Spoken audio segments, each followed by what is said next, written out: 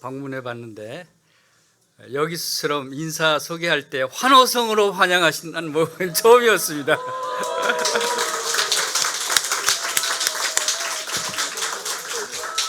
이렇게 작은 자를 이렇게 환영해 주시고 환호성으로 영접해 주심을 감사를 드립니다. 오늘 제목을 임박한 주의 재림이라는 제목으로 말씀을 상고하기를 원합니다. 마치 파수꾼의 심정으로 이 자리에 나왔습니다. 파수꾼은 적이 쳐들어오는 것을 감시해서 적이 쳐들어오는 것을 발견하면 백성들에게 그 사실을 알리는 것이 임무입니다. 그런데 알릴 때 어떻게 알립니까? 적이 쳐들어와요 그러고 있어요. 적이 쳐들어옵니다. 빨리 피하십시오. 빨리 준비하십시오. 라고 소리 지르지 않겠어요? 그런 심정으로 제가 한번 소리를 질러보겠습니다. 만물이 가까이 왔습니다. 종말이 가까이 왔습니다. 예수님이 재림이 임박했습니다. 오실리가 오시리니 곧 바로 지체하지 않고 오십니다. 회개하고 예수 그리스도를 믿으십시오. 심판날이 가까이 왔습니다.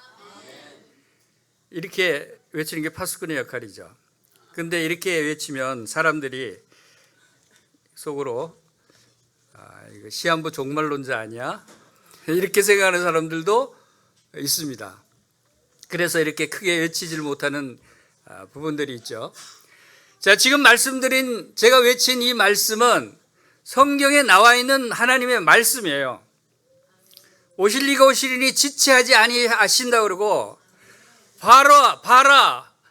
바로 구름 타고 오시고 계신다. 성경에 이렇게 기록이 되어 있어요.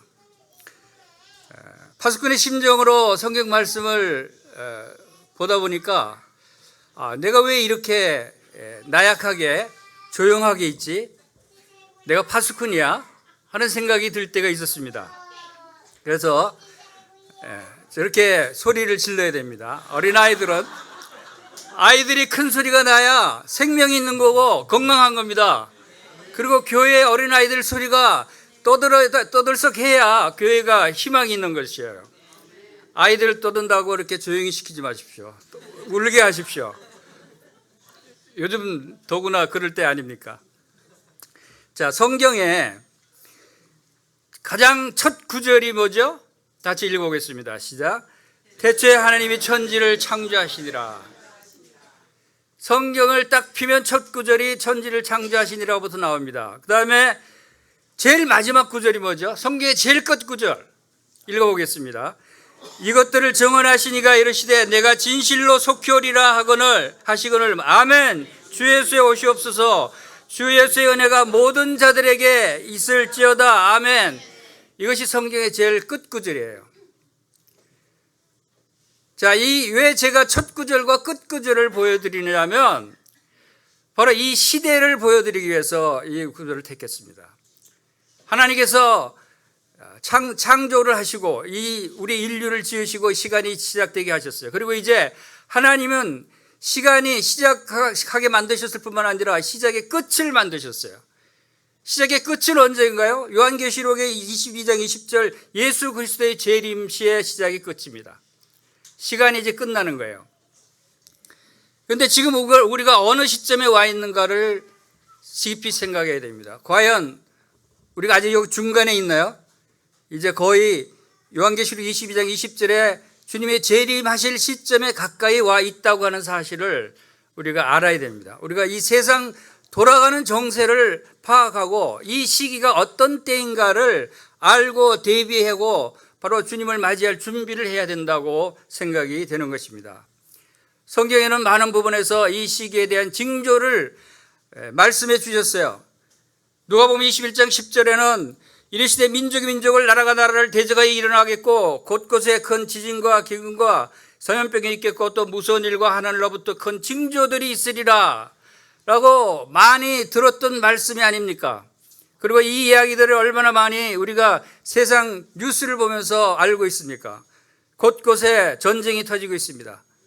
러시아 우크라이나 전쟁도 오래 지속될 뿐만 아니라 최근에는 이스라엘과 하마스의 전쟁이 터지면서 중동이 위태로워졌습니다. 세계적으로 이러한 전쟁이 일어나고 하는 것이 바로 주님의 징조가 아닙니까? 그리고 처치의 기근이 일어나고 있습니다. 세계의 70% 인구가 기근에 허덕이고 있습니다. 먹을 것이 없어서 굶고 있는 인구가 그렇게 많다는 것입니다.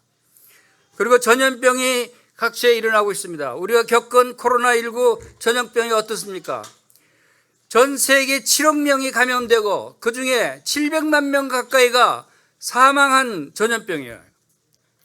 이게 얼마나 심각한 전염병입니다. 이것이 말세에 일어날 일들을 하나님께서 보여주신 것입니다.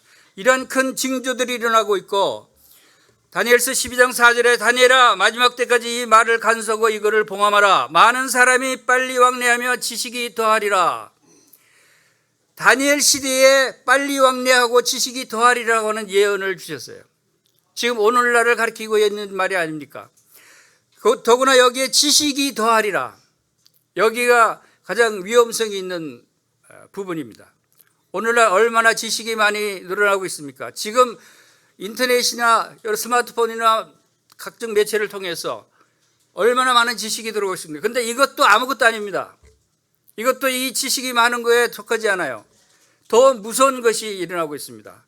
그것이 바로 인공지능 AI 챗GPT라고 하는 단어를 여러분 많이 접했을 거라고 생각합니다. 이 인공지능이 여러분이 상상 이상으로 무서운 일을 하고 있다고 하는 사실을 오늘 제가 말씀드리고 싶어서 나왔습니다. 임박한 재림의 징조가 또 한 가지 크게 터진 것입니다. 데살로니가후서 2장 3절에서는 누가 어떻게 하여도 너희가 미혹되지 말라. 먼저 배교하는 일이 있고 저 불법의 사람 곧 멸망의 아들이 나타나기 전에는 그날이 이르지 아니하리니 그는 대적하는 자라 신이라고 불리는 모든 것과 숭배함을 받는 것에 대항하여 그 위에 자기를 높이고 하나님의 성전에 앉아 자기를 하나님이라고 내세우느니라 라고 하는 이 말씀이 이제 곧 이루어지고 나타나게 된다는 것을 볼 수가 있습니다. 많은 사람들이 이 세상 풍조, 포스트 모더니즘이라고 하는 이 세상 사상과 풍조에 의해서 많은 사람들이 하나님을 떠나고 하나님을 부정하고 진리를 떠나가는 현상들이 얼마나 많이 일어나고 있습니까? 이 풍조는 어느 나라에 국한된 것이 아니라 전 세계적으로 모든 분야에 걸쳐서 이미 깊이 파고들은 그런 세상 풍조라고 하는 것을 우리가 기억해야 됩니다. 그럴 때 불법의 사람 멸망의 아들이 나타난다고 했습니다. 그리고 자기를 높이고 하나님의 성전에 앉아. 하나님의 성전이 지금 있습니까? 지금 없습니다. 하나님의 성전이 지금 없습니다. 그래서 이스라엘 예루살렘의 성전터에 하나님의 성전이 세워져야 하는 것이 바로 이제 마지막 때의 큰 징조 중에 하나입니다. 그것이 준비가 되어 있고 이스라엘과 하마스의 전쟁이 일어난 이 사건과 관련이 있다고 생각이 됩니다. 하마스가 이 비밀리에 시작한 이 이스라엘 공격한 전쟁이 이스라엘 같은 그런 굉장히 그 보안이 잘 되어 있고 정보가 빠른 이스라엘조차도 몰랐던 그 전쟁 이름이 뭔가 하면 성전의 홍수라고 하는 팔레스타인 용어예요. 성전의 홍수. 성전과 관련된 중동 전쟁이 시작됐다는 것을 우리가 짐작할 수가 있습니다. 계시록 13장 15절에는 결국은 이렇게 가게 되어 있습니다. 그가 권세를 받아 그 짐승의 우상에게 생기를 주어 그 짐승의 우상으로 말하게 하고 또 짐승의 우상에게 경배하지 아니하는 자는 몇이든 다 죽이게 하더라.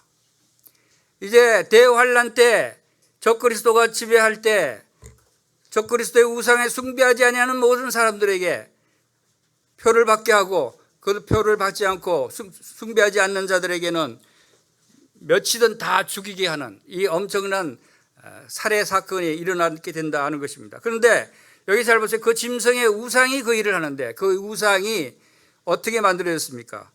우상이라고 하는 것은 사람이 만든 것 물체입니다. 하나님이 지으신 생명체가 아니에요. 우상은 사람이 만든 기계나 목석이나 돌이나 이런 것을 우상이라고 하죠. 그런데 그 우상이 생기를 받아서 뭐를 한다고 그랬죠? 말하게 한다 그랬어요. 말한다. 기계가 말한다는 것입니다. 지금 AI, 챗GPT를 통해서 지금 세계적으로 화두화되고 크게 번지고 있는 인공지능 이 기능이 뭐가 중요하죠? 말하는 것.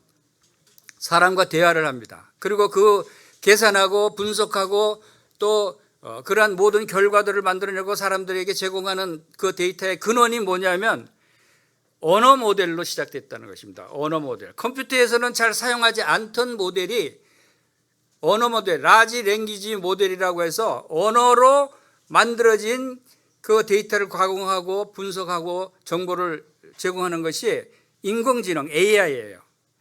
그걸 챗GPT라고 하기도 하고. 언어로 시작된 기계가 이제 사람과 말하기 시작했습니다. 이것이 좀 더 발전하면은 짐승의 우상의 모습으로 드러날 것이다 라고 하는 것입니다. 그리고 바벨탑 사건을 바벨탑을 사람들이 지금 다시 짓고 있는 거예요. 하나님께서 바벨탑을 무너뜨리면서 무슨 조치를 취하셨습니까? 언어를 다 흩어버렸어요. 사람들이 언어가 하나로 통합되니까 이런 하나님께 높아지려고 하는 교만한 마음이 생겼어요. 그런데 지금 다시 언어를 통합하려고 해요. 그것이 지금 인공지능을 통해서 전 세계 언어가 통합되고 있어요. 조금 후에 설명드리겠습니다만 이것이 바벨탑을 지금 닫고 쌓기 위해서 언어가 통합되고 하나님을 대적하는 우상으로 만들어져 가고 있는 사건들이 일어나고 있다는 것입니다. 자, 이러한 인공지능이 기술이 일상생활에 어떤 영향을 미칠 것인가를 우리가 생각해 볼 수 있어요. 인공지능은 좋은 것입니다. 사람들이 편리한 것이에요. 필요한 것이에요. 앞으로 문화가 발전되고 모든 것을 행하기에 필수적으로 있어야 할 그러한 기술이라고 생각이 됩니다.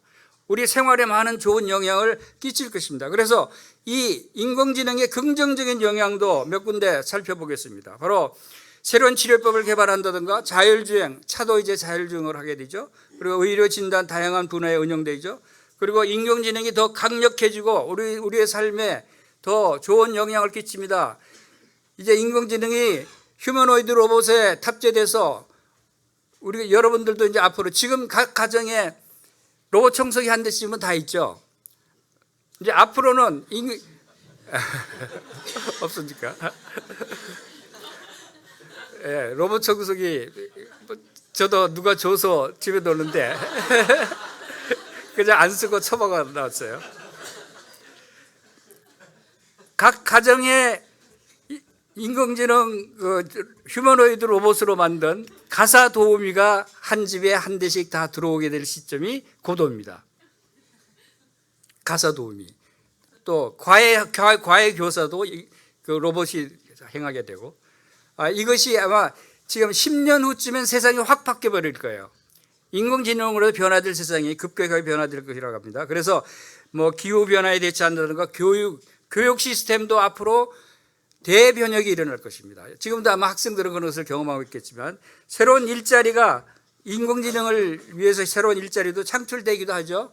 그리고 정치, 경제, 예술, 문화, 스포츠 다양한 분야에서 신속한 정보를 제공하고 많은 혜택을 주고 있습니다. 여러분 동영상 5분짜리 제작하기 위해서 수많은 사람들과 기술이 필요한데 지금은 말로 이러이러한 동영상 제작해줘 하고 말만 하면은 동영상을 쫙 제작해서 바로 줘요. 놀랍게 기술들이 발달해 가고 있습니다. 대학생들 요즘 논문, 레포트 작성할 때 인공지능 다 쓰죠? 안 쓴다고 하는 사람은 아마 없을 겁니다. 인공지능에 다 의존하고 있어요. 왜냐하면 그 의존하지 않으면 뒤처져요. 의존해야 돼요. 그런데 인공지능을 얼마나 더 잘 활용하고 효과적으로 쓸 수 있느냐에 따라서 승패가 가름되는 거예요. 앞으로 세계는 인공지능을 쓸 수 있는 사람과 인공지능을 쓰지 못하는 사람과 구분이 되어집니다. 지금은 이제 시작 단계니까 잘 모르겠지만 앞으로는 인공지능이 기하급수적으로 성능이 좋아지고 빨라지면 사람과의 수준 차이가 굉장히 큰 차이가 나게 됩니다. 젊은 형제 자매님들은 인공지능 열심히 배우고 사용하셔야 됩니다. 그런데 사용하면서 이 사회에 살기 때문에 그걸 써야 되지만 이것이 가져올 영적인 문제, 영적인 영향이 어떤 것인가를 알고 써야 돼요. 이러한 경고의 말씀들을 우리가 모르고 쓴다면 거기에 빠져들 수도 있습니다. 새로운 창의적인 문화, 예술, 음악도 인공지능이 만들어주고 영화도 인공지능이 다 만들어줘요. 다 해요. 그럼 사람이 할 일이 없어지죠. 할 일이 없어요, 진짜. 자, 그래서 부정적인 영향이 어떤 것들이 있는가를, 인공지능이 어떤 부정적인 영향을 줄 수 있는가? 사람의 감정과 생각을 조작하게 만들 수 있어요. 계속해서 인공지능을 통해서 우리가 이제 지금은 인터넷 검색으로 우리가 모든 일들을 많이 하죠. 그런데 앞으로는 인공지능 챗GPT로 해서 인공지능에 의존하는 시대가 옵니다. 그렇게 되면 인공지능이 가르쳐주는 대로 살아갈 수밖에 없는 시대가 온다는 것이죠. 인공지능은 인간의 개입 없이 살상할 수 있는 자율무기 시스템을 제작하기도 합니다. 이제 지금 중국이 벌써 인공지능으로 만든 개 로봇에 총을 달아서 훈련에 투입한 것이 영상으로 나와서 화두가 되고 있는데, 벌써 인공지능 로봇 무기, 로봇 전투병, 로봇 장갑차 이런 것들이 전투에 투입되고 있어요. 실질적으로 이제 군인도 없어질 수 있어요. 전부 다 인공지능 로봇가 전쟁을 대행하게 되는 시대가 온다는 것입니다. 인공지능은 여론을 조작하고 가짜 정보로 정치를 하고 종교를 선동할 수 있다. 여러분, 얼마 전에 뉴스에 나왔습니다. 트럼프 대통령이 잡혀서 감옥에 창살 있는 감옥에 갇힌 그 영상이 나온 것이 있었어요. 그래서 문제가 됐는데 알고 보니까 가짜였어요. 트럼프 대통령 전 대통령이 꼭 똑같은 사람이 말과 행동이 똑같은 사람이 감옥에 갇힌 사건. 그건 누가 인공지능으로 만든 거예요. 거짓으로. 그와 같이 똑같이 사람의 형상, 말투, 모양, 표정을 똑같이 아바타로 만들어서 제공하고 그걸 뿌려보세요. 얼마나 혼돈이 있겠어요. 여러분 똑같은 얼굴들이 인터넷에 막 돌아다닐 수 있어요. 사진 같은 거 함부로 이제 인터넷에 올리고 그러면 좀 조심해야 돼요. 어떤 사람이 악의적으로 그것을 이용해서 똑같이 여러분이 말하는 목소리까지 흉내내서 영상을 퍼뜨리고 다닐 수 있다는 거예요. 그것이 인공지능이 할 수 있는 역할이에요. 그래서 이 시대는 그러한 혼돈 가운데 믿을 수 없는 시대가 온다는 것입니다. 그리고 일자리가 소멸됩니다. 전문가들의 얘기는 앞으로 10년 안에 45%의 일자리가 없어진다라고 합니다. 그럼 어떻게 먹고 사냐고요? 45%가 아니라 70%, 80% 일자리가 20년 후에 30년 후에는 없어져요. 실제로. 그럼 사람은 일하지 않게 되고 일할 필요가 없게 됩니다. 그러면 누가 돈을 주나요? 정부에서 기본소득을 줍니다. 로봇이나 인공지능이 벌어들인 것들을 나눠줘요. 그래서 아무 일도 안 하고 여러분들이 먹고 살 시대도 온다는 것입니다. 좋겠죠? 근데 얼마나 많은 문제가 생기겠어요? 좋은 것이 아닙니다. 그게 결국.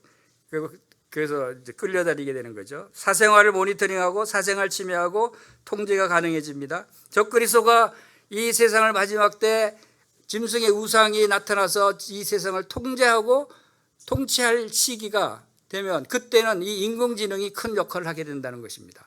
이것이 가장 가능성이 큰 것입니다. 그리고 대규모 언어 모델 기반으로 인간의 언어 통합이 가능하다. 지금 벌써 언어 통합이 시작되고 있습니다. 그리고 대규모 데이터 조작으로 신격화되고 우상화되고 종교화가 가능해집니다. 인공지능이 신이 되는 시대가 온다는 것입니다. 자, 인공지능의 급속한 발전으로 변화될 인류의 미래의 모습을 잠깐 보면 AI의 통제와 지시를 따라가야 하는 시대가 도래할 가능성이 큽니다. 그리고 대부분 직업이 사라지고 대부분이 기계로 대체되고 앞으로 10년 후면 세상 구조가 대부분 바뀔 것이다 라고 전문가들이 말하고 있습니다. 10년이 긴 기간이 아닙니다. 그리고 자율적으로 의사결정을 내리는 능력이 인공지능이 가지게 될 경우 얼마나 사회적으로 윤리적으로 안전에 문제가 많이 생길까 하는 것이 그런 고민거리죠. 그래서 현재로는 인간의 감독과 통제가 필요한 AI 시스템 개발이 필요하다고 뜻있는 사람들은 말하고 있습니다.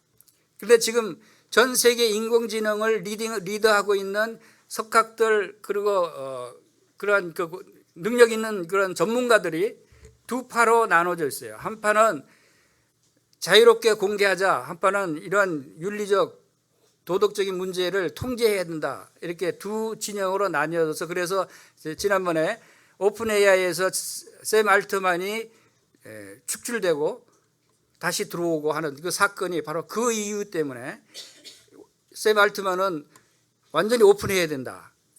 그런데 그 안에 윤리적으로 어느 정도 통제하고 조심해야 된다 하는 주장하는 파에 밀려서 쫓겨났다가 다시 복귀하면서 밀어낸 보수적으로 그런 규제가 필요하다고 주장하는 사람들이 지금은 도로 다 이제 나와버렸죠. 이런 일들이 지금 그 진영에서도 일어나고 있어요. 이것은 곧 우리가 앞으로 미래를 예측할 수 있는 그런 부분이다라고 하는 것입니다. 인간이 통제할 수 없는 수준까지 AI가 발전할 것에 대비를 할 필요가 있다고 하는 것이 뜻 있는 사람들의 이야기입니다. 만약에 이런 것을 규제를 한다고 해도 악의적으로 사용하는 사람들이 얼마나 많이 있겠어요? 그리고 문제는 인공지능이 이제 발전하고 하다 보면 어느 특이점이라고 하는 시점이 있는데 그 시점이 오면 그 이후부터는 인간이 통제가 안 되는 시점이 온답니다. 그것이 이제 가장 무서운 부분 중에 하나입니다. 조금 전에 어떤 형제님이 고급 커피를 주셨습니다. 감사합니다.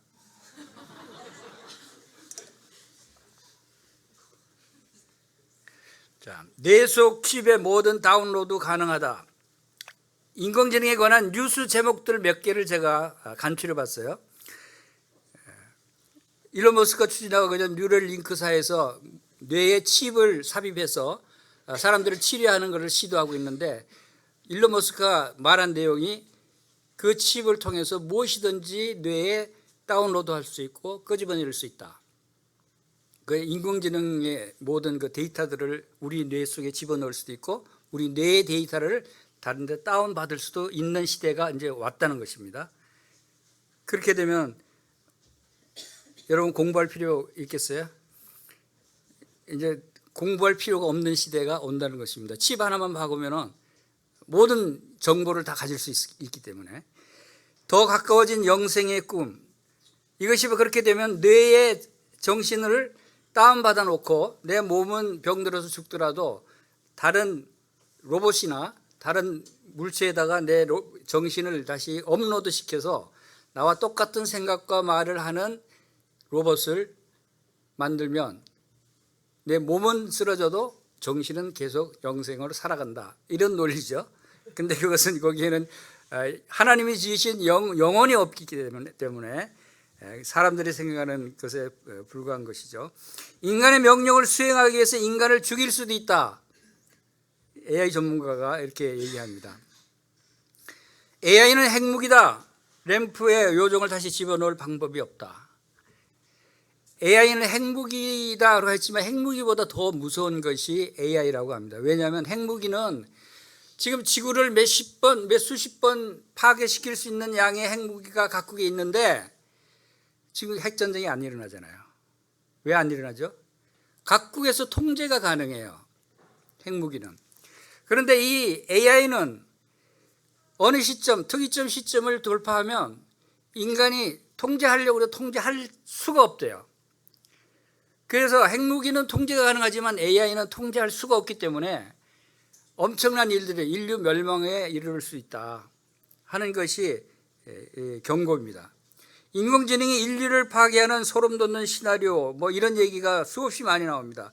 생물학적 지능 비율이 1% 미만이 될 것이다. 이게 무슨 얘기입니까? 앞으로 인공지능으로 쓰게 되고 인공지능이 보편화되고 되고 많이 퍼지면 우리 생물학적 지능, 우리 두뇌 생각하고 노력하는 우리의 가지고 있는 그 지능, 이것은 1%밖에 해당이 안 되고 나머지 99%는 인공지능으로 다 한다는 거예요. 사람이 하는 일이 이제 아니다라고. 앞으로는 세상은 AI를 쓰는 자와 못 쓰는 자로 갈릴 것이다. 자, 이것은 제가 IT 업계에 한 42년 동안 일을 했어요. 지금까지 오면서 그러한 IT의 다양한 기술들, 스마트폰을 비롯해 다양한 기술들을 경험하고 써보고 발전 추이를 경험해 봤는데 지금 AI의 기술 발전 추이와 전 세계 분위기는 이거는 과거의 어떤 기술과 비교할 수 없는 정도로 엄청나게 큰 물결로 진행되고 있다는 거예요. 심지어는 미국이 샘 엘트만이라는 오픈 AI 그 사장은 $9,000조 되는 돈을 여기에다가 투자하겠다라고 해요. 9천조 달러. 그러니까 상상할 수 없는 돈을 지금 여기다 쏟아붓는 거예요.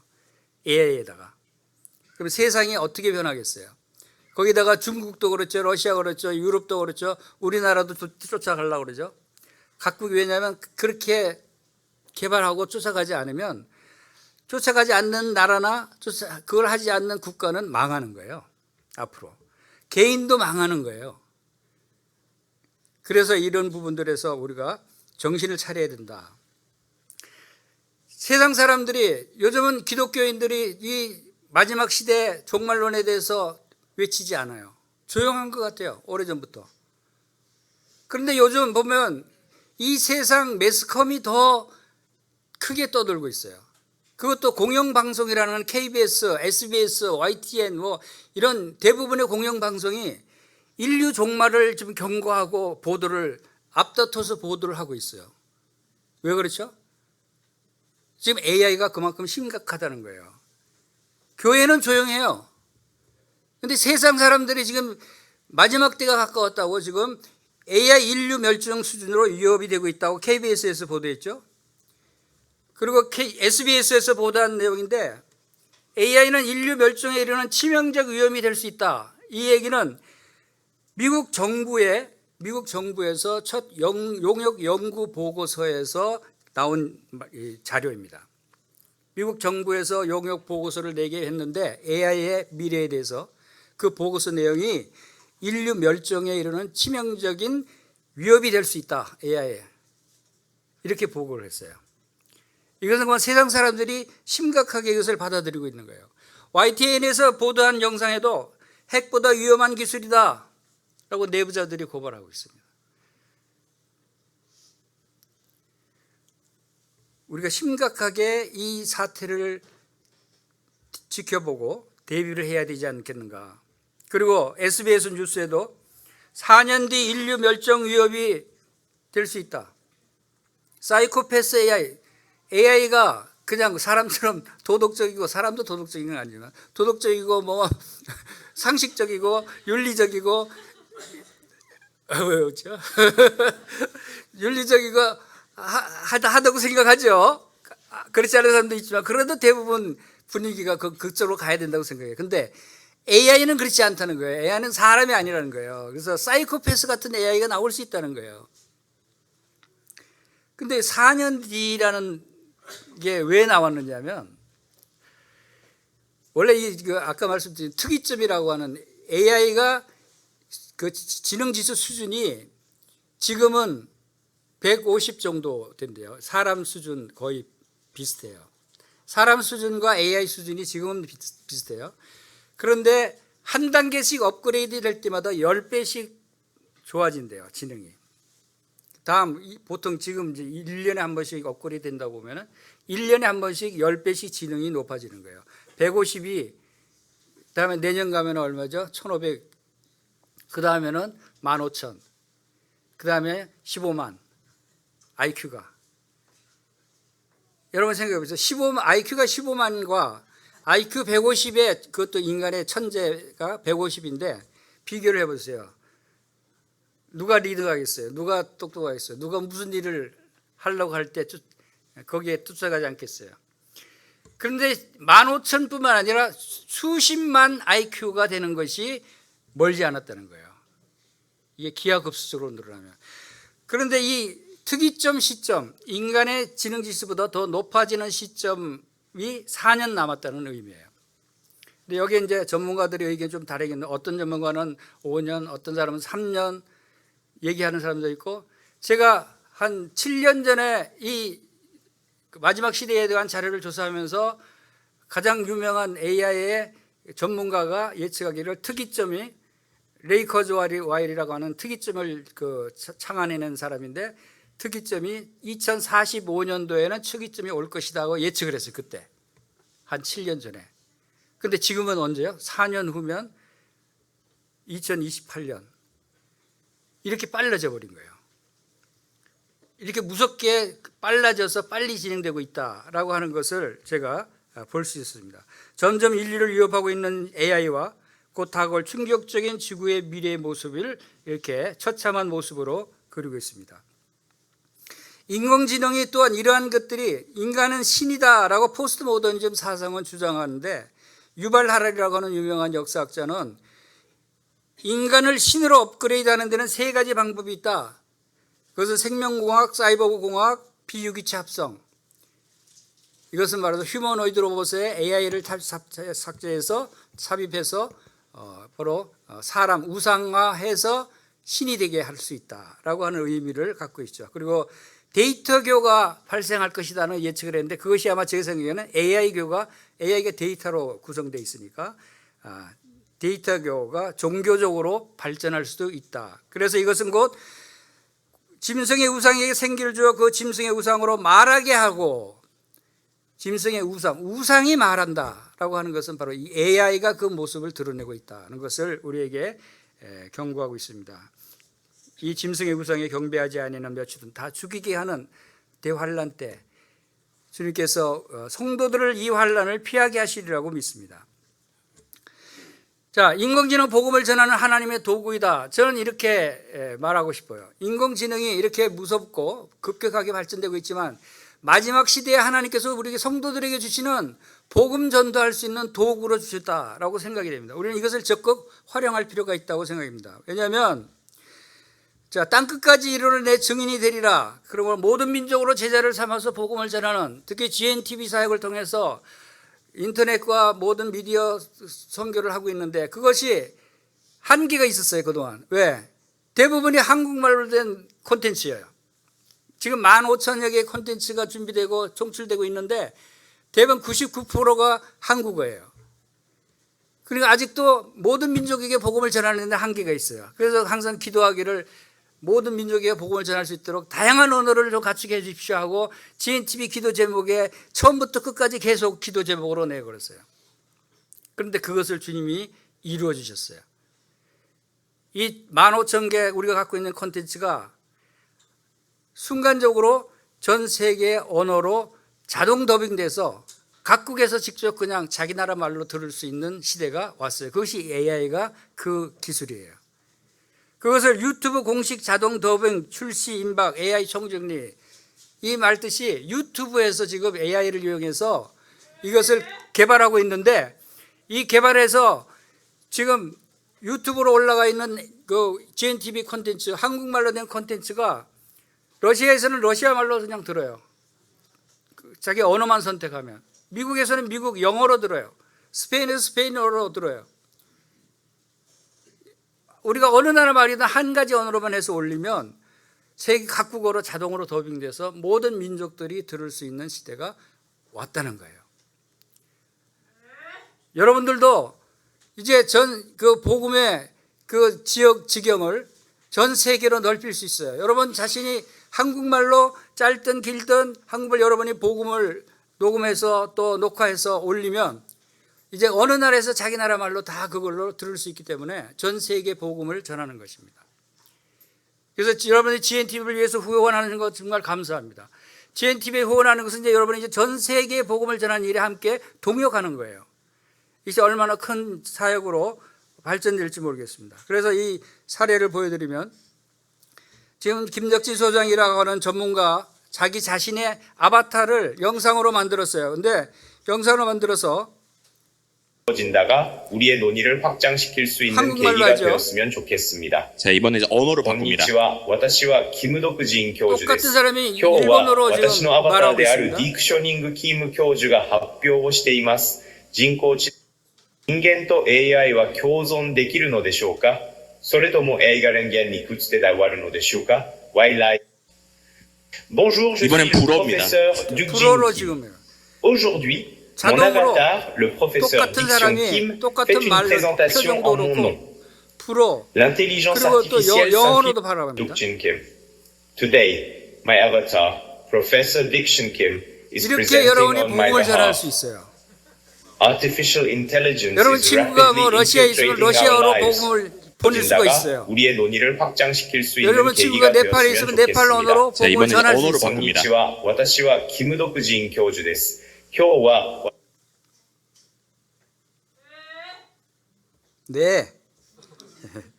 감사합니다. 자, 그래서 GNTV의 미디어 방송 선교가 획기적으로 이제 앞으로 전 세계로 뻗어나갈 수 있는 기회다라고 생각이 됩니다. 주님께서 마지막 때에 이러한 일들을 이루시는 것 같아요. 마지막 때는 모든 민족의 복음이 전파되리라고 말씀하셨어요.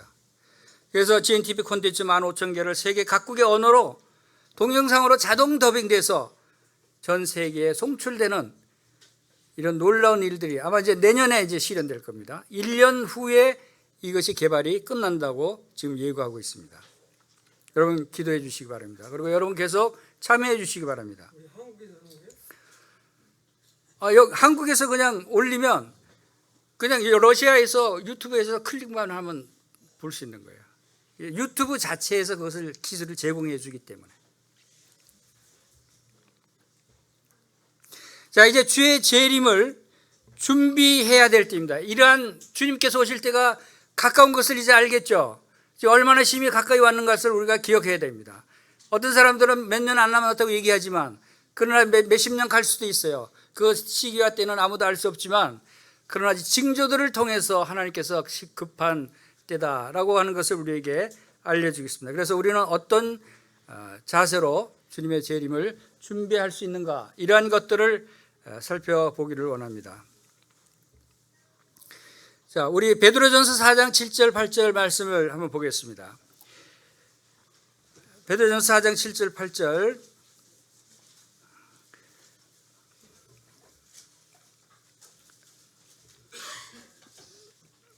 자, 만물이 마지막이 가까웠으니 그러므로 너희는 정신을 차리고 근신하여 기도하라.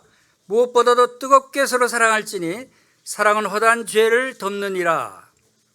자, 이 마지막 때에 주님께서 베드로를 통해서 말씀하십니다. 정신을 차리라 라고 말씀하십니다. 정신을 차려야 되겠죠. 지금 우리는 잠자고 있지 않았어요? 정신을 차린다는 것은 우리가 집에 누워서 침대에 누워 잠자는 거 있으니까 깨어라는 뜻이 아니죠.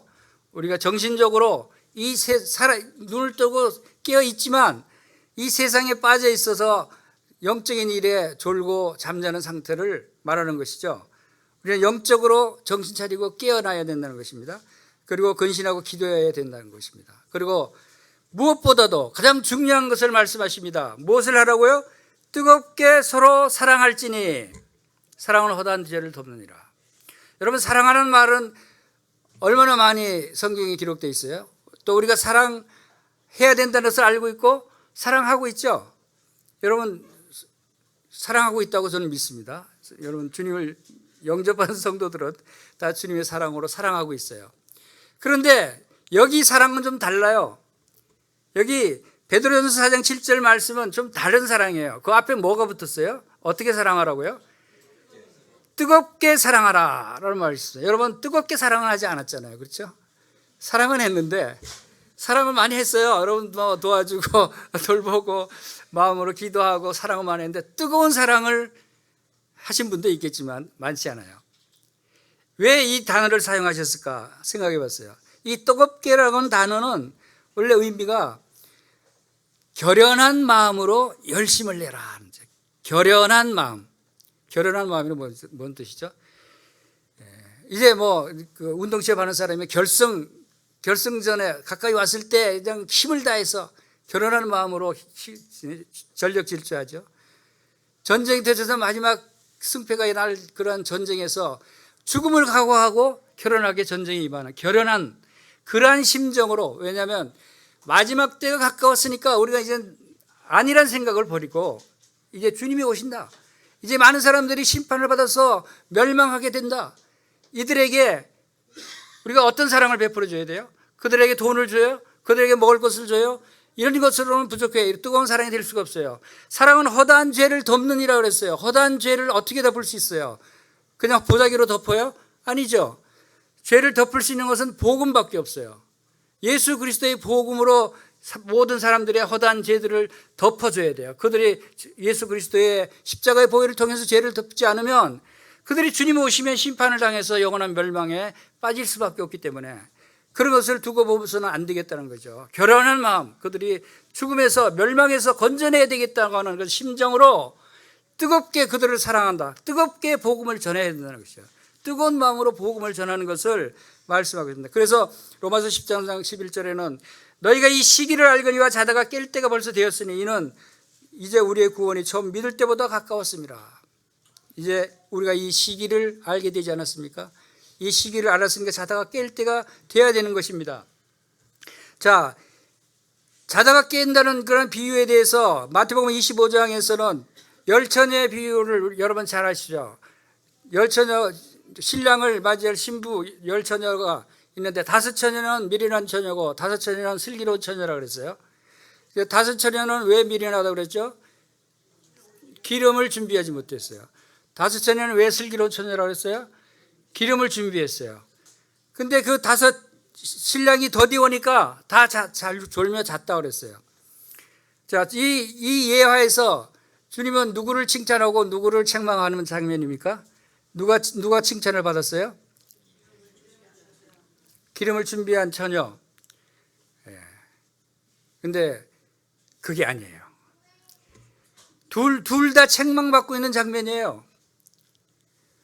왜? 다섯 처녀, 여러분에게 주님이 기름을 준비하라고 지금 말씀하시는 거예요? 기름은 준비되어 있잖아요. 성령 가지지 않는 성도 있어요? 성도들에게는 기름이 다 준비가 되어 있는 거예요. 근데 여기서 5절에 신랑이 더디움으로 다 졸며 잤어요. 슬기로운 다섯 처녀나 미련한 다섯 처녀나 다 잤어요. 그리고 13절에서는 그런즉 깨어 있으라 너희는 그날과 그때를 알지 못하느니라. 다 잠자는 것을 깨어나라고 이 예화를 주신 거예요. 성도들에는 이미 기름이 있기 때문에 다시 거론할 필요가 없는 거예요. 성도들도 잤어요. 슬기로운 처녀도 다 잤죠. 미련한 처녀도 잤어요. 그러니까 다 졸며 잤는데 주님이 책망하시는 거는 다 책망하신 거예요. 왜 다 자냐? 성도들도 자는 것을 책망하셨다는 거죠. 여러분 지금 다 깨어 있어요? 눈이 멀뚱멀뚱하고 정신 차려 있는 거 보니까 다 깨어 있는 것 같아요. 우리 여기 대학육교회 성도님들은 영적으로 다 깨어 있는 분들 같아요. 그러나 이 세상에 많은 성도들이 아직도 깨어나지 못하고 그냥 영적인 눈이 흐릿하고 그냥 세상에 빠져 있고 이러는 분들이 많이 있다는 것이에요. 그런 사람들은 바로 이러한 말씀을 들어야 된다. 그리고 베드로전서 4장 7절에서 우리가 봤듯이 무엇보다도 뜨겁게 사랑하라고 했는데 왜 뜨겁게 사랑하라고 했고 우리가 어떤 사랑을 해야 뜨거운 사랑이 되겠는가 하는 것을 우리가 생각해 볼 필요 있어요. 우리 마태복음 22장 37절 보겠습니다.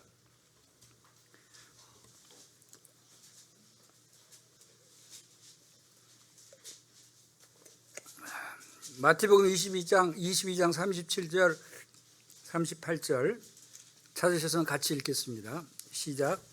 예수께서 이르시되 내 마음을 다하고 목숨을 다하고 뜻을 다하여 주 너희 하나님을 사랑하라 하셨으니 이것이 크고 첫째 되는 계명이요 둘째도 이와 같으니 내 이웃을 내 자신과 같이 사랑하라 하셨으니 이 두 계명이 온 율법과 선지자의 강령이니라. 자, 주님께서 하나님을 사랑하고 이웃을 사랑하라고 말씀합니다. 그 사랑이 똑같은 사랑이에요. 자, 사랑하는데 어떻게 사랑하라고 하셨냐면 내 마음을 다하고 목숨을 다하고 뜻을 다하여 주 너희 하나님을 사랑하라 그랬어요. 여러분 하나님 사랑하시죠? 이렇게 사랑하십니까? 하나님 사랑하시죠? 하니까 네 그랬는데 이렇게 사랑하십니까? 하니까 아무 대답이 없어요. 왜 그렇죠? 사랑하긴 사랑하는데 마음을 다해서 사랑하지 못했어요. 사랑하긴 사랑하는데 내 목숨을 다해서 사랑하지 못했어요. 사랑하긴 사랑하는데 뜻을 다해서 사랑하지를 못했죠. 그렇죠? 하나님은 마음과 목숨과 뜻을 다해 사랑하시기를 원하셔요. 그리고 그러한 사랑을 둘째도 그와 같다 그랬어요. 누굴? 이웃을 사랑할 때도. 이웃을 사랑할 때도 어떻게 해요? 마음과 목숨과 뜻을 다해서 사랑하라는 거예요. 이것은 복음을 위해서 우리가 마음과 목숨과 뜻을 다해서 복음을 전해야 한다는 것을 의미하는 거예요. 그리고 내 이웃을 내 자신과 같이 사랑하라 그랬어요. 이 말씀을 순종하면 이 사랑을 할 수 있어요. 여러분 하나님을 사랑할 때 여러분 자신을 여러분이 사랑하는 것 같이 하나님을 사랑해 보세요. 그러면 하나님이 만족하셔요. 여러분이 이웃을 사랑할 때 여러분 자신이 여러분을 사랑하는 것 같이 사랑해 보세요. 그러면 이웃에게 하나님이 원하시는 사랑을 베풀 수가 있는 것입니다. 이것은 대단히 중요한 말씀이에요. 우리 에베소서 5장 29절 보겠습니다. 에베소서 5장 29절. 에베소서 5장 29절 30절 말씀을 같이 한번 우리 읽겠습니다. 시작. 누구든지 언제나 자기 육체를 미워하지 않고 오직 양육하여 보호하기를 그리스도께서 교회의 함과 같이 하나니 우리는 그 몸의 지체임이라. 자, 누구든지 언제나 자기 육체를 미워하지 않는다. 이게 뭔 말이에요? 누구든지 모든 사람이 자기 자신을 사랑한다는 거죠. 자기 육체를 미워하는 사람이 있어요? 아이, 난 내 손이 잘못생겼어. 아이, 잘라버려. 미워하는 사람이 있어요? 내 얼굴이 좀 못생겼다고 에이, 긁어버려. 미워하는 사람이 있어요? 절대로 없어요. 모든 사람이. 그래서 성경에도 이 말씀은 없는 것 같아요. 네 자신을 사랑하라. 이 말씀이 있어요? 없어요? 없는 것 같아요. 왜냐하면 당연히 자기 자신을 모든 사람이 사랑하니까. 무엇과 같이? 마음을 다해, 목숨을 다해, 뜻을 다해 자기 자신을 사랑하잖아요. 그와 같이 하나님을 사랑하라는 거예요. 그와 같이 이웃을 사랑하라는 거예요. 그런데 오직 양육하여 보호하기를 그렇게 하는데 그것을 무엇과 같이 하는 거냐면 그리스도께서 교회에게 함과 같이 한다 그랬어요. 이건 무슨 말이에요? 예수 그리스도가 교회를 사랑하는데 그런 사랑을 한다는 거예요. 여러분이 여러분 자신을 사랑하듯이 그런 사랑을 예수님이 여러분을 사랑한다는 거예요. 교회를 사랑한다는 거예요. 마음을 다해, 뜻을 다해, 목숨을 다해. 예수님이 그런 사랑 베풀어 주시지 않으셨어요? 예수님이 여러분을 위해서 목숨까지 버리셨잖아요. 십자가에서 그 고난을 당하시고 모든 피를 다 흘려주시고 우리의 모든 죄를 용서하시기까지 예수님이 사랑해 주셨잖아요. 그것은 예수님의 마음을 다해 여러분을 사랑한 거예요. 예수님의 뜻을 다해서 여러분을 사랑한 거예요. 그와 같은 사랑을 여러분도 하나님을 사랑하고 이웃을 사랑하라는 것입니다. 누가 먼저 이런 사랑을 했어요? 예수님이 교회에게 먼저 사랑하는데 그와 같이 사람도 자기 육체를 사랑한다. 사람이 자기 육체를 그렇게 사랑하는 건 본능이라고 그럴 수 있는데 이 본능이 누구한테 배운 본능이라고요? 예수 그리스도한테 배운 본능이라는 거예요. 예수 그리스도가 먼저 그렇게 사랑을 하셨다는 거예요. 그리고 30절 보겠습니다. 30절 다시 한번 크게 읽겠습니다. 시작. 우리는 그 몸의 지체임이라. 왜 예수님이 마음을 다해 목숨을 다해 뜻을 다해 교회를 여러분을 그렇게 사랑했느냐? 그 이유가 여기 나와 있어요. 그 이유가 뭐냐고요? 여러분은 예수님의 몸의 지체이기 때문에. 예수님이 자기 몸을 그렇게 사랑했다는 거예요. 자기 몸을 자기 자신과 여러분 자신이 몸을 사랑했듯이 예수님이 여러분을 예수님 자신의 몸으로 삼으셨다는 거예요. 이것은 우리는 그 몸의 지체와 같다는 말씀이 아니에요. 예수님이 우리 몸을 자기의 몸의 지체와 같이 여기신다가 아니에요. 뭐예요? 예수님이 우리의 몸을 예수님의 몸의 지체라고 하셨다. 우리는 예수님의 몸의 지체다라고 선언하시는 거예요. 그는 뭐뭐와 같다와 뭐뭐이다 하고 틀려요. 예를 들어서 어떤 학생이 있는데 내가 그 양자와 같이 어떤 어려운 학생, 내가 양자와 같이 대하겠다라고 하는 말과 얘를 내가 양자로 삼겠다 하고 같은 말이에요? 다르죠. 대하는 게 다르죠. 예수님이 우리를 내 몸과 같이 생각하겠다 하고 너는 내 몸이야 하고 같습니까? 틀립니까? 틀려요. 하나님은 그래서 교회는 에베소 1장 23절에 교회는 그의 몸이니 교회는 예수 그리스도의 몸이다라고 선언하신 거예요. 몸과 같다가 아니라 하나님은 예수님의 교회를 우리 교회를 예수님의 몸으로 삼으신 거예요. 그렇기 때문에 하나님께서 우리에게 누가 그리스도의 사랑 우리를 그리스도의 사랑에서 끊으리요 또 이 세상의 어떤 피조물이라도 우리를 주 예수 그리스도로 예수 안에 있는 하나님의 사랑에서 끊을 수 없느니라 하는 로마서 8장 이 말씀이 왜 가능하겠어요? 왜 이렇게 아무 피조물도 예수님의 사랑에서 끊을 수 없다고 선언을 하시나요? 그것은 우리가 교회가 예수님의 몸이기 때문에 어떤 피조물도 건들 수가 없는 거예요. 끊을 수가 없는 거예요. 왜냐하면 예수님도 자기 자신을 뭐라고 그랬어요? 자기 자신을 사랑한다 그랬죠. 자기 육체를 미워하지 않는다 그랬어요. 예수님이 자기 육체가 잘라져 나가는 걸 보고 있었을 뿐이에요. 자기 육체를 미워한다고 좀 성실하지 못하고 예수님을 잘 믿지 않는다고 잘라버리겠어요? 그러지 않는다는 거예요. 예수님의 몸은. 그런데 우리가 어떻게 신이 될 수가 있어요? 우리는 인간이잖아요. 인간이 어떻게 신의 몸이 될 수가 있어요?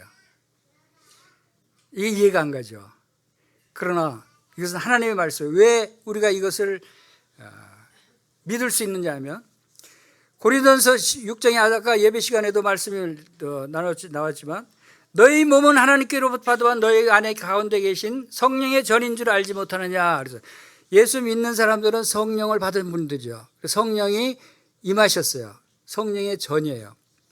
예수님은 인간이시여요. 그리고 예수님은 하나님이셔요. 인성과 신성이 함께 공존해 있는 게 예수님이에요. 자, 우리 사람은 인성만 있잖아요. 인성만 있는 사람이 인성과 신성을 가지신 예수님의 몸이 어떻게 될 수 있겠어요? 그러면 우리도 인성과 신성이 있어야 되는 거예요. 그래서 우리 안에 우리 인성으로 되어 있는 우리 몸 안에 신성인 성령님이 들어오신 거예요.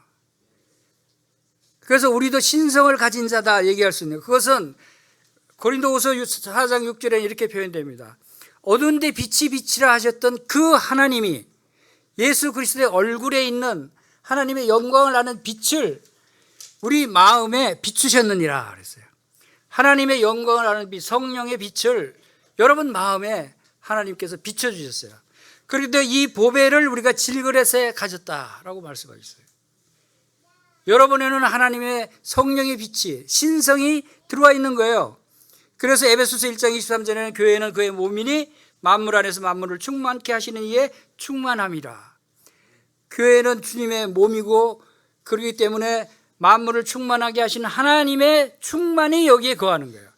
여기 하나님이 어떻게 거하실 수 있어요? 예수님의 몸이 여러분이 아니면 거하실 수가 없어요. 다시 따라합시다. 나는 예수님의 몸이다. 예수님의 몸의 지체다. 이것을 여러분들이 기억하시기 바랍니다. 모든 어려움이 있거나 모든 축복의 말씀들이 여기로 다 귀결이 돼요. 왜 나를 이렇게 사랑하셨을까? 예수님의 몸이기 때문에. 왜 나에게 이런 고난을 통해서 또 어려움을 주시는가? 예수님의 몸이기 때문에. 몸이기 때문에 고난과 환난을 통해서 더 큰 영광을 얻게 하시기 위해서 이런 고난을 주시는 거예요. 모든 말씀들이 여러분은 하나님과의 관계에 있어서, 물론 성경에는 하나님과의 관계, 여러 관계를 얘기합니다. 구약에는 하나님의 백성이라고 그랬고 하나님의 남편이라고 했고 백성과 남편, 또 신약에 들어와서 신랑과 신부 결혼 관계로 비유하셨죠. 에베소서 5장 말씀들이 다 결혼 관계로 설명이 되고 있지만 그 안에 바로 교회의 비밀이 담겨져 있는 거예요. 자, 결혼 관계, 남편과 아내의 관계, 아버지와 아들의 관계, 백성의 관계, 어느 것이 가장 강력한 관계예요? 결혼. 네, 맞습니다. 그 관계가 결혼 관계입니다. 그런데 그것보다도 더 강력한 관계가 있어요. 그것이 바로 이 말씀이에요. 우리는 그분의 몸이다. 한 몸이다. 결혼 관계를 얘기할 때 아담을 통해서 아담이 하와가 나왔을 때 너는 내 뼈 중에 뼈, 내 살 중에 살이니라 하고 아담이 하와에게 얘기를 했어요. 그래서 결혼 관계를 비유로 말씀하시고 둘째 아담인 예수 그리스도께서도 여러분들을 뭐라고 하시냐면 내 뼈 중에 뼈여 살 중에 살이니라 라고 하십니다. 뼈 중에 뼈여 살 중에 살은 내 몸이다라는 거예요. 내 몸인데 내가 너희들을 어찌 방치하겠냐? 너희들 어떻게 위험에 빠지게 하겠느냐? 이제 예수 그리스도께서 재림하십니다. 재림하실 때는 무슨 심판이 일어납니다. 이 세상이 멸망을 합니다. 말할 수 없는 대환란이 일어납니다. 그 환란 가운데서 주님의 몸된 교회는 건져내시는 거예요. 그래서 데살로니가전서 4장 16절에는 주께서 천사장의 호령과 나팔 소리로 하나님의 나팔로 하늘로 쫓아 강림하신다 그랬어요. 그때 무덤에 있는 자들이 먼저 일어나고 그 후에 살아남은 우리가 공중으로 끌어올려 구름 속에서 주님을 영접할 것이라고 말씀하셨어요. 주님이 우리를 먼저 들어 올려서 주님을 영접하게, 이 대환란에서 피하게 하신다는 말씀 아닙니까? 재림을 여러분 두려워하지 마십시오. 성도들은 재림, 마지막 심판 두려워할 필요 없어요. 왜냐하면 우리는 그리스도의 몸이기 때문에, 그리스도께서 우리를 데리러 오시는 거기 때문에, 주님이 나타나실 그때 우리도 영광 가운데 나타나리라고 그러셨어요. 그러니까 성도들은 재림은 즐거운 소식이에요. 기쁜 소식이에요. 이 세상에 심판이 올지라도 여러분은 기쁜 소식이에요. 그러나 그러한 기쁜 소식이지만 내 가족들, 내 주위 이 세상 사람들이 당하는 멸망을 생각할 때 그들을 걱정하고 안위하는, 그들을 위해서 복음을 전해서 바로 주님의 뜨거운 사랑을 그들을 나타내는 이 일이 결연한 의지, 결연한 마음으로, 결연한 사랑으로 이 일을 우리가 감당해야 한다는 것을 주님께서 말씀하십니다. 여러분이 이러한 오늘 여러분들이 꼭 기억하실 것은 바로 우리는 그리스도의 몸의 지체이다. 나는 그리스도의 몸이다. 이것을 꼭 기억하시기 바랍니다. 감사합니다.